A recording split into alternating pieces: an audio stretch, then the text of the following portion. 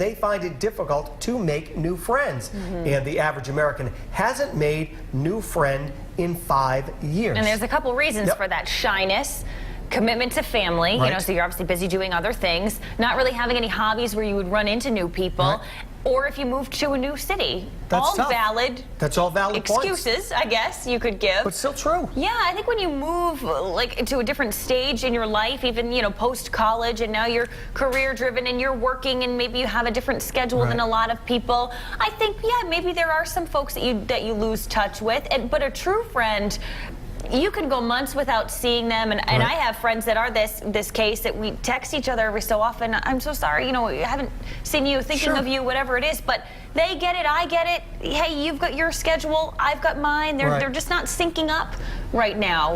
I'll see you when I see you, and it'll be like no time has passed. Yeah, I mean, I've got some friends from grammar school when I was, you know, when I was a kid, and who I don't see for years go by. Yeah. And then we'll text each other, but I don't know. Like this, I was thinking this one. I don't know if I have, like, you know, I see other guys like Brendan has Phil. Right? Yeah. Brendan has Phil. Like they will travel together. We all want a Phil. We all want a Phil. Like I don't think I've got a Phil.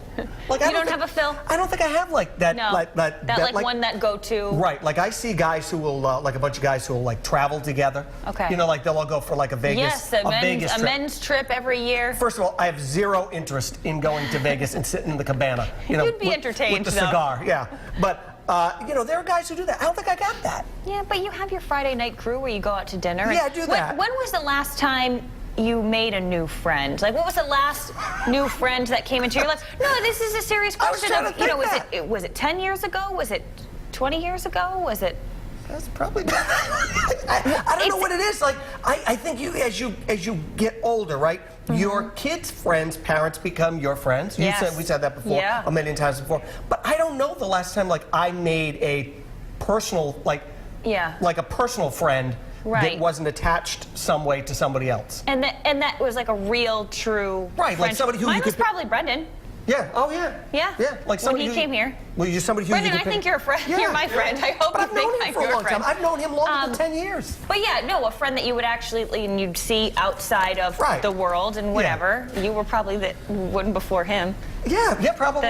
True. Yeah, but it's like one of my closest friends. I've known her since middle school, and she's probably the longest friend I've had. And I don't have any other friends from really like middle school or high school. There are people I'm very friendly with. Right. But you know what I mean. When it comes to be a true friend, I see her all the time. I consider her to be like one of my sisters. She's I could count on her for anything. There are people like the people in this room. I could pick up the phone. God forbid something happened, and I know that if there was an emergency, if there was something going on, I could pick up the phone and somebody would be there. Yes. You'd all be there, right?